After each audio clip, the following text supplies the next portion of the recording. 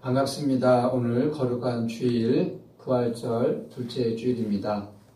주님 앞에 나와 예배하고 찬양드리는 우리 모두에게 예수 그리스도의 은혜와 평강이 충만하시기를 간절히 기원합니다. 아멘. 신약 성경에는 복음서가 4권이 있죠. 마태복음, 마가복음, 누가복음, 요한복음입니다. 이 4권의 복음서가 시작할 때는 각각 좀 차이가 없지 않아 있습니다. 시작이 다 조금 차이가 있잖아요. 그러나 4권의 복음서마다 마지막 부분은 놀라울 정도로 비슷합니다. 그것은 예수님의 부활에 관한 이야기이죠. 4권의 복음서가 마지막 부분에서 예수님의 십자가와 부활 이야기로 마치고 있다는 것은 기독교 신앙에서 예수님의 부활이 가장 중요하다는 의미를 갖고 있습니다. 복음서가 전하는 예수님의 부활 이야기 크게 2가지 특징이 있습니다. 하나는 예수님의 시신을 묻었던 무덤이 비어 있다는 사실이 하나이고, 다른 하나는 죽었던 예수님이 다시 제자들 앞에 살아있는 자로 나타났다는 이 사실입니다. 2가지 사실이죠.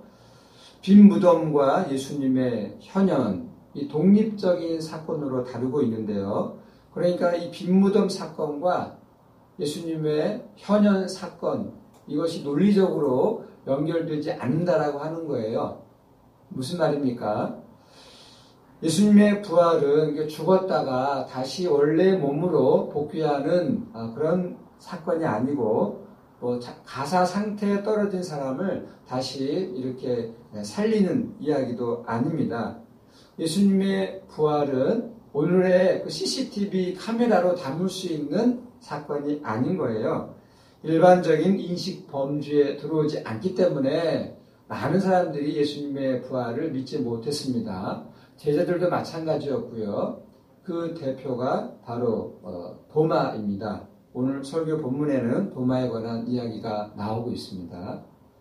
오늘 설교 본문은 이렇게 시작을 하죠. 안식 후 첫날 저녁에 제자들이 한 장소에 모여 있었다고 합니다. 오늘날로 말하면 주일 저녁 시간입니다. 예수님이 사흘 전에 금요일에 십자가에 처형당하고 무덤에 묻히셨으니까 지금 제자들의 마음, 심정이 오죽했겠습니까? 본문에 따르면 제자들이 유대인들을 두려워하여 한 장소에 모였고 문을 잠갔다고 하지요. 그럴 수밖에 없습니다. 십자가에 처형당한 예수님을 따르는 추종자들, 제자들이니까 그 제자들은 모두 공공의 적이 될 수밖에 없는 거죠. 그 순간에 전혀 예상하지 못한 어떤 사건이 일어나는데요. 죽어서 무덤에 안장되었던 예수님이 다시 제자들에게 나타난 사건입니다. 제자들은 말문이 막혔을 것입니다. 예수님은 제자들에게 유대인들이 하는 인사말 있잖아요. 샬롬, 평강이 있을지어다 말씀하셨고, 이 말씀을 하신 다음에 자기가 누구인지를 알려주시기 위해서 손과 옆구리를 제자들에게 보여주셨다고 합니다.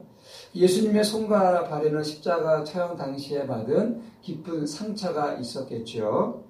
예수님의 손과 옆구리를 본 제자들은 그가 예수님이라는 사실을 확인하고 기뻐했다고 합니다. 이게 첫 번째 요한복음에 따르면 예수님의 부활 현현이고요. 여드레 지난 다음에 예수님은 2번째로 제자들에게 나타나셨습니다. 그때도 제자들은 문을 잠그고 닫아 두었습니다. 그때는 이 도마도 있었다고 해요. 굳이 도마를 언급하는 이유는 예수님이 첫 번째 제자들에게 나타났을 때 도마가 없었기 때문입니다. 도마는 예수님을 보았다는 동료 제자들의 말을 듣고 나는 믿지 못하겠다라고 주장을 했지요. 25절 말씀입니다. 내가 그의 손에 못자국을 보며 내 손가락을 그 못자국에 넣으며 내 손을 그 옆구리에 넣어보지 않고는 믿지 아니하겠노라. 내가 직접 내 손가락을 예수님의 그 못자국에 넣어보고 내 손을 옆구리에 넣어보지 않고는 내가 믿지 않겠다라고 하는 이런 도마의 주장은 별다른 그렇게 크게 이상한 말이 아닙니다. 누구라도 예수님을 보았다는 제자들의 말 받아들이기가 힘들었을 것입니다. 며칠 전에 죽었던 사람을 어떻게 다시 볼 수가 있겠습니까? 이제 두 번째로 제자들에게 나타나신 예수님께서 이 도마에게 이런 말씀을 하십니다. 27절이에요. 내 손가락을 이미 내밀어 내 손을 보고 내 손을 내밀어 내 옆구리에 넣어보라. 그리하여 믿음 없는 자가 되지 말고 믿는 자가 되라. 예수님은 도마를 향해서 한번 넣어보라. 너의 말처럼 내 손에 내 옆구리에 너의 손가락, 너의 손을 넣어보라. 이제 이렇게 말씀하시죠. 이런 말씀을 듣고 도마가 실제로 그렇게 실행했을까요? 모르긴 몰라도 아무로 그렇게 하지는 않았을 것으로 추정이 됩니다. 오늘 설교 본문 앞단락에는 부활의 예수님을 만난 막달라 마리아 이야기가 나오는데요. 무덤 밖에서 울고 있는 이 막달라 마리아에게 예수님께서 이렇게 말씀하셨어요. 나를 붙들지 말라. 내가 아직 아버지께로 올라가지 아니하였노라. 만지지 말라고 하시잖아요. 그러니까 부활의 예수님은 오늘 우리가 서로 이렇게 만났을 때 악수를 하듯이 이거 접촉이 불가능한 존재이시다. 접촉할 수 없다라고 하는 그런 의미를 담고 있는 거죠. 오늘 본문에서 약간 특이한 표현이 3번 반복해서 나오고 있는데요. 예수님의 손과 예수님의 옆구리입니다. 예수님의 손과 옆구리에는 십자가 처형 당시에 받은 깊은 상처가 있는 거죠. 못자국과 또 이 창자국이 있는 겁니다. 이 못자국과 창자국이 있었다라고 하는 의미는 이것입니다. 예수님이 우리와 똑같이 살과 피를 지닌 인간이셨다, 사람이셨다라고 하는 것을 의미하고 있습니다. 귀신에게는 그런 자국이 나타날 수가 없는 거죠. 당시 이 초대 교회에는 어떤 사상이 있었는데 그 사상이 교회 안에 들어와서 이렇게 강력한 힘을 발휘했습니다. 그 사상은 다름이 아니라 영지주의입니다. 이원론 비슷한 건데 이 영지주의를 따르는 사람들, 예수님을 믿으면서도 이 영지주의 사상에 심취해 있었던 사람들은 예수님의 신성만 강조했습니다. 예수님에게는 인성도 있고 신성도 있잖아요. 그런데 신성만 강조한 거죠. 예수님은 신이기 때문에 실제 인간처럼 살지 않았다라고 하는 거예요. 그들에게는 예수님이 인간이기 때문에 먹고 또 마시고 잠자시고 이렇게 사셨는데 그런 것들을 부정하는 거죠. 그거는 실제 예수님이 그렇게 산 것이 아니라 그림자처럼 그렇게 나타난 것 뿐이다라고 주장을 했습니다. 이렇게 주장을 했다라고 해서 그들에게 믿음이 없는 게 아닙니다. 오히려 믿음이 더 강했습니다. 예수님은 하나님이고 예수님은 그리스도라고 하는 이런 강한 믿음을 갖고 있었어요. 예수님은 하나님, 신이기 때문에 배가 고프면 안 되고 아프면 안 되는 겁니다. 신이니까 신이 어떻게 아프고 배고플 수 있느냐라고 하는 거죠. 그렇게 인간의 어떤 육체적인 약함을 가지고 있는 존재가 어떻게 우리 인간을 구원할 수 있는 구원자가 될 수 있느냐라고 하는 거죠. 그래서 예수님의 인성을 부인하고 예수님의 신성만 강조했던 사람들입니다. 영지주의에 기울어졌던 사람들이에요. 그래서 그들은 예수님이 우리와 똑같이 살았던 부분과 또 우리와 완전히 다른 이 하나님의 아들이라는 부분을 완전히 분리해서 생각할 수밖에 없었습니다. 말하자면 예수님에게 나타난 삶은 실제 사람의 삶이 아니라 그림자에 불과하다. 그림자로서 나타난 것 뿐이다라고 주장을 한 것입니다. 그러나 이와 달리 오늘 설교 본문에 보면 부활하신 예수님에게 이 못자국과 이 창자국이 있었다라고 하는 것은 예수님의 삶이 우리 인간의 삶과 전혀 다르지 않고 똑같은 삶을 살았다라고 하는 것을 이야기하고 있는 거죠. 요한복음이 이렇게 전했다라고 하는 것은 얼마나 다행스러운 일인지 모릅니다. 예수님은 우리와 똑같이 아파하시고 슬퍼하기도 하시고 배고프면 배고픔을 느끼셨고 그리고 십자가에서 처형당하실 때 고통을 느끼셨고 그의 손과 옆구리에 깊은 상처가 있었다는 거죠. 그렇습니다. 예수님은 이 관념이 아니라 우리와 똑같이 실제적인 몸을 갖고 살았던 분이셨습니다. 그런데 우리 기독교 역사를 보면 특별히 중세기 때에 인간의 몸을 이렇게 좀 낮추어 보는 경향이 있었던 때가 있었죠. 청교도 신앙이 바로 대표입니다. 한국교회에 많은 영향을 끼친 어떤 영성인데요. 청교도 영성에 기울어진 사람들은 인간의 몸을 이렇게 낮추어 보았고, 그래서 남녀 간의 사랑을 부정하다고 보았습니다. 앙드레 지드가 쓴 소설 이 좁은 문에 보면 한 남자를 정말 죽도록 사랑했으나 하나님을 위해서 순결한 삶을 선택했다가 유황원에서 외롭게 죽어간 한 여인의 비참한 운명을 그리고 있습니다. 남녀 간의 사랑은 하나님 보시기에 이걸 믿음을 배반하는 행위로 이렇게 인식을 했기 때문에 이런 일들이 벌어진 거죠. 하나님의 아들이신 예수님은 우리와 똑같이 피와 살을 가지고 사셨던 인간이었잖아요. 그만큼 우리의 몸은 귀한 것입니다. 어떻게 낮춰볼 수가 있겠어요? 문제는 이것이죠. 우리 인간의 몸을 가지고 자신의 어떤 욕망을 실현하기 위한 수단만으로 여긴다는 데에 문제가 있다면 문제가 있는 것입니다. 우리 인간의 몸 자체가 어떻게 하찮고 또 부정한 몸이 될 수가 있겠습니까? 전혀 그렇지 않은 거죠. 도마는 예수님에게 이렇게 대답을 합니다. 예수님의 말씀을 듣고 나의 주님, 나의 하나님이십니다. 라고 신앙 고백을 합니다. 이 신앙 고백은 그 유명한 베드로의 신앙 고백, 주님은 살아계신 하나님의 아들이십니다. 그리스도시요 살아계신 하나님의 아들이십니다라고 하는 이 베드로의 신앙 고백 못지않은 정말 유명한 신앙 고백입니다. 나의 주님, 나의 하나님. 이 도마의 별명이 의심 많은 제자라는 별명을 갖고 있는데 이 도마의 입에서 이렇게 놀라운 신앙 고백이 나왔다라고 하는 것은 대단한 사건이죠. 이어서 도마에게 주신 예수님의 말씀이 있는데 이 말씀이야말로 우리 기독교 신앙의 정수를 알 수 있습니다. 29절인데요. 들어보십시오. 너는 나를 본고로 믿느냐? 보지 못하고 믿는 자는 복되도다.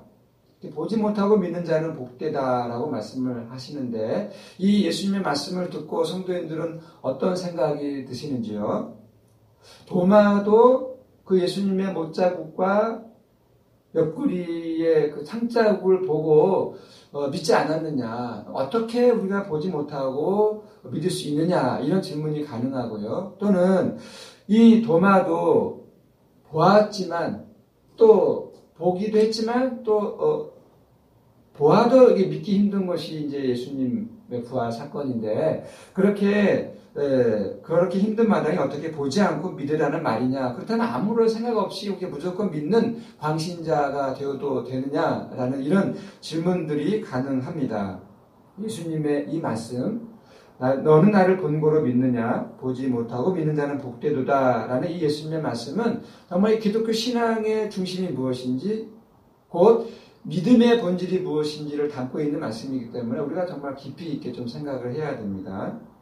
우리는 보통 인식의 확실성, 안다 라고 할 때의 그 확실성을 우리 오감에서 찾잖아요. 오감은 시각, 청각, 후각, 미각, 촉각이죠. 이 과학도, 과학적인 판단도 이런 오감을 기본으로 합니다. 인간은 더 정확히 보기 위해서 망원경을 만들었죠. 그리고 현미경을 만들었습니다. 우리가 이 코로나19 사태로 인해서 바이러스에 대한 이 정보를 많이 알게 되었는데 바이러스는 우리 눈에 보이지 않잖아요. 전자현미경으로만 확인할 수 있습니다. 이 자연과학이 발전함에 따라서 우리가 미몽에서 벗어나게 되었죠. 옛날에는 이 과학이 발달하기 전에는 어떤 사건이 일어나면 이것은 귀신이 어떤 악마가 일으킨 사건이다라고 하는 그런 이야기들이 종종 나왔는데 그런 이야기들이 이제는 과학의 발전으로 인해서 과학적으로 설명할 수 있는 그런 수준에까지 우리가 오게 되었습니다. 문제는 우리의 귀나 눈 또는 과학 도구를 통해서 확인하는 것만이 참되다라고 아무도 이야기할 수 없는 거죠. 우리의 눈으로 확인하는 것, 우리 오감으로 확인하는 거, 과학적인 어떤 그 기술로 확인하는 그것만이 참되다, 진리다, 이것이 사실이다라고, 그것만이 사실이다, 진리다라고 이야기할 수 없는 거죠. 왜냐하면 눈에도 보이지 않고 과학적인 기술로도 확인이 되지 않는 그냥 그런 사건들은 너무나 많이 있습니다. 아직도 발견하지 못하고 있을 뿐이죠. 오히려 보이지 않는 것이 더 궁극적인 현실이다 말할 수 있습니다.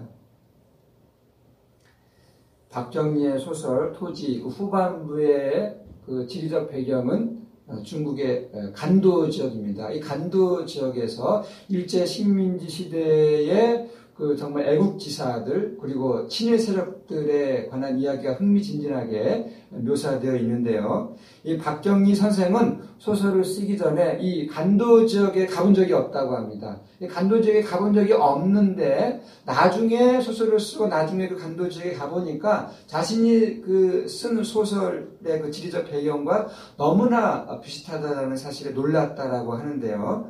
소설가의 상상력이 이 보지 못한 지역을 생생하게 그려낸 것입니다. 40대 젊은 나이로 죽은 조영래 변호사가 쓴 이 전태일 평전이라는 책이 있는데요.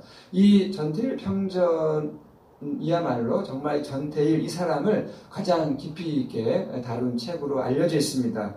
그런데 이 조영래 선생은 이 전태일을 정말 직접 만나본 적이 없는 사람이었어요.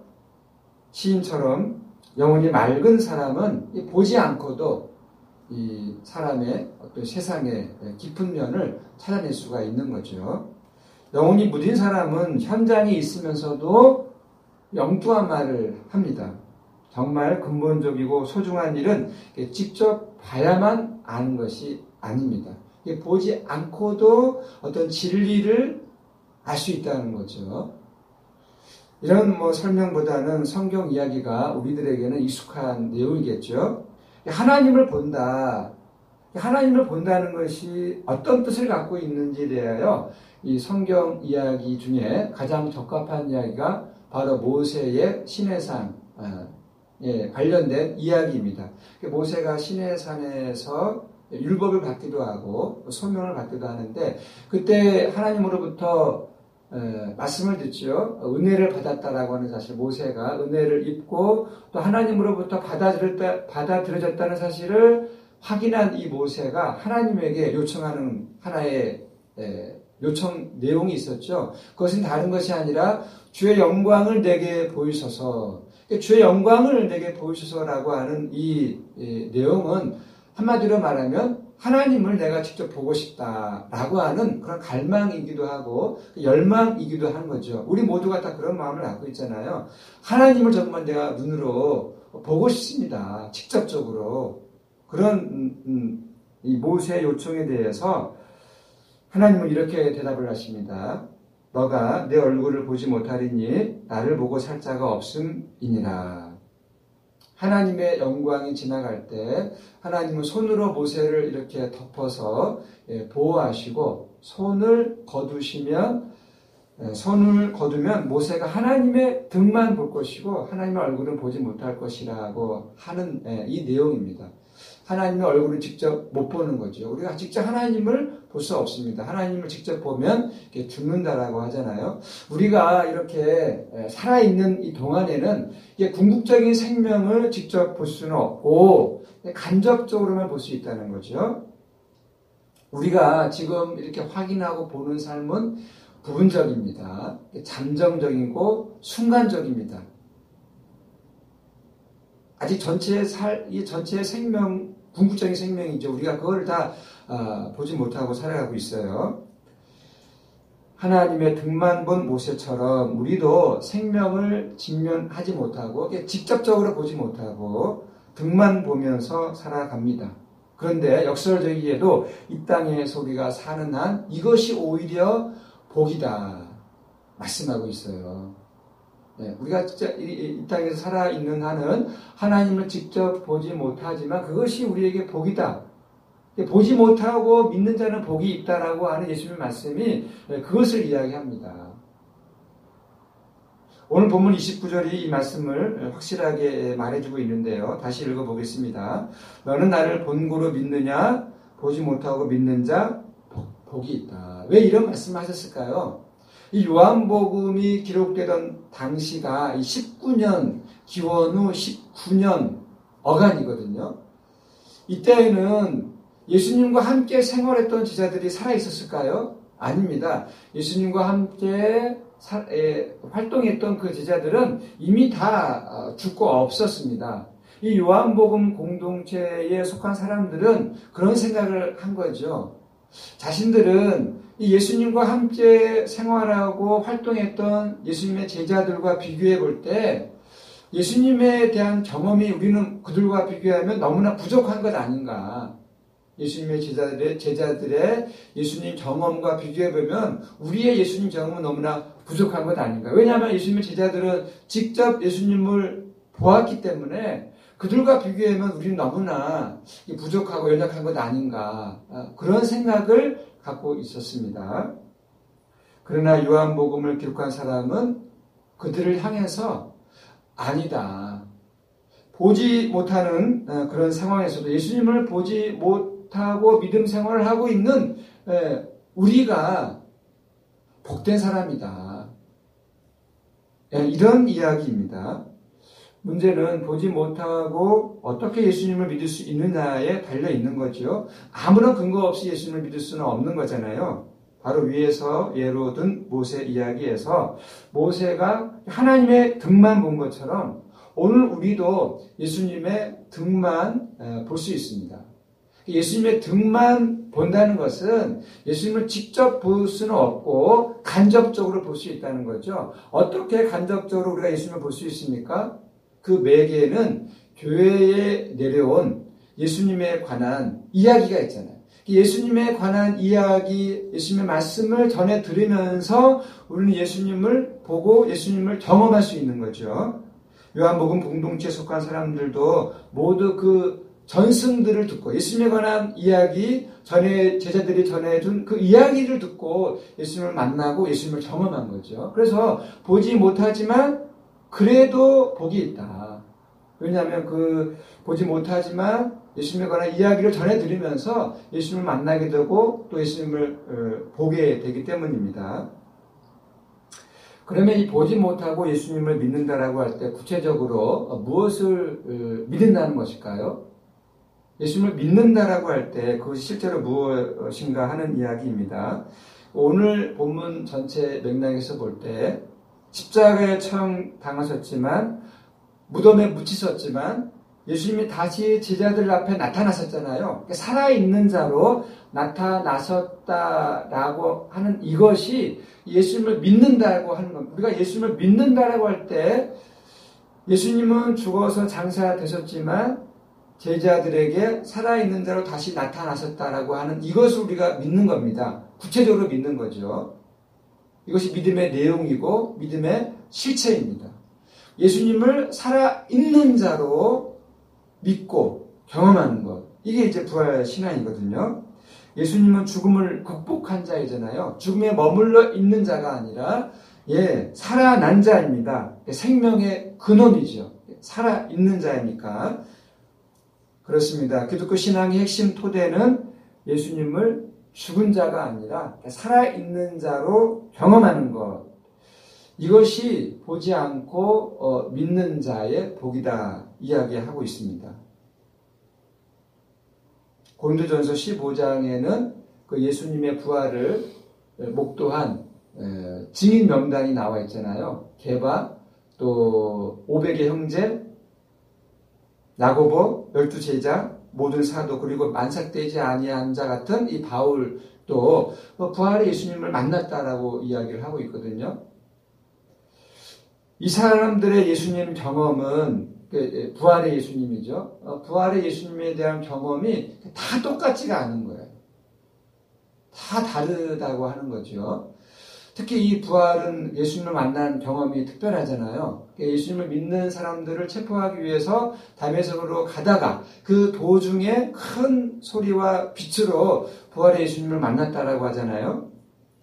요한복음 공동체에 속한 사람, 이게 그때 바울이 예수님을 만나는데 그때가 언제입니까? 이미 예수님은 부활하시고 승천하신 그 이후에 예수님을 만난 거잖아요. 그게 바울도 그렇고 이 요한복음 공동체에 속한 사람들도 그렇고 우리도 마찬가지로 그 직접적으로 예수님을 볼 수는 없어요. 제자들처럼 직접적으로 예수님을 보고 부활의 예수님을 만날 수 있는 것은 아니죠. 간접적으로 우리는 예수님을 만날 수 있을 뿐입니다. 다른 방식인 거죠. 다른 방식으로 부활의 예수님을 경험한 사람들이 요한복음 공동체에 속한 사람들, 그리고 오늘 우리들입니다. 우리 모두 죽음을 극복한 예수님을 만난 사람들이죠. 성도님들은 부활의 예수님을 만나셨습니까? 라고 하는 이런 질문을 던지면 이게 좀 당황스러워 할 수도 있습니다. 내가 부활의 예수님 만났는가? 아닌가? 알쏭달쏭할 수도 있는 거죠. 오늘 본문에 따르면 예수님이 성도님들에게 이게 도마 그런 고백을 하잖아요. 나의 주님, 나의 하나님이십니다. 라고 고백을 했는데 우리 또한 예수님을 나의 주님, 나의 하나님으로 고백하고 믿는다면 그것이 부활 경험입니다. 예수님의 부활 경험, 부활하신 예수님을 만나는 거예요. 예수님을 나의 주님으로, 나의 하나님으로. 이것을 다르게 이야기하면 이런 거죠. 더 이상 예수님을 통해서 죽음을 두려워하지 않게 되었다면, 예수님을 통해서 더 이상 죽음을 두려워하지 않게 되었다면, 그 사람은 부활의 예수님을 만나고 경험한 것입니다. 우리가 하루 일을 마치고 잠자리에 들 때 편안한 마음으로 잠자리에 들어갑니다. 이유가 무엇입니까? 다음날 아침에 눈을 뜰 것이라고 하는 사실이 분명하기 때문이잖아요. 우리가 죽음을 두려워하지 않으려면 죽음으로 우리의 모든 것이 끝장이 아니라 하나님 안에서 새로워진다는 사실을 우리가 분명하게 알 때 죽음을 두려워하지 않는 거죠. 죽음으로 모든 것이 끝장이라면, 만약에 죽음으로 모든 것이 끝장이라면 죽음이야말로 정말 절망이고 지옥입니다. 죽음으로 완전히 사라지고 말 것이라면 현재의 삶도 아무런 의미가 없는 거죠. 초기 기독교인들은 예수님에게서 죽음이 극복되었다는 사실을 믿었습니다. 완전히 새로운 생명을 경험한 거죠. 죽음을 극복한 사람의 삶은 이전의 삶과는 완전히 다른 새로운 삶, 또 새로운 생명을 얻었다 이야기할 수 있는 거죠. 예수님을 통해서 말입니다. 사랑하는 성도 여러분, 우리와 똑같이 손과 옆구리에 깊은 상처를 지녔던 예수님을 하나님이 죽은 자들 가운데서 살리셨다는 사실을 믿으십니까? 바로 그 예수님을 믿는 우리 모두를 하나님이 다시 살리신다라는 사실을 믿으십니까? 그렇다면 보지 못하고도 믿는 우리 모두는 정말 오늘 예수님 말씀처럼 복 있는 사람, 복이 있는 사람입니다. 예수님을 보지 못했지만, 제자들처럼 보지 못했지만 그 부활의 예수님을 우리가 만나고 경험했으니 이 얼마나 놀라운 하나님의 복입니까? 이 복을 받은 사람으로서 우리의 삶을, 우리의 인생을 정말 새로운 눈으로, 새로운 마음으로 정말 그렇게 살아가시기를 간절히 바라겠습니다. 아멘. 기도하겠습니다. 하나님, 오늘 저희들 제자들이 부활하신 예수님을 만났다는 사실을 전해 들었으며, 보고 믿는 것보다 보지 못하고 믿는 것이 믿음의 본질이라는 주님의 말씀을 전해 들었습니다. 이 복을 받은 자로서 부활하신 예수님을 나의 주님, 나의 하나님으로 믿고 신뢰하며 살아가도록 도와주옵소서. 예수 그리스도의 이름으로 기도드립니다. 아멘.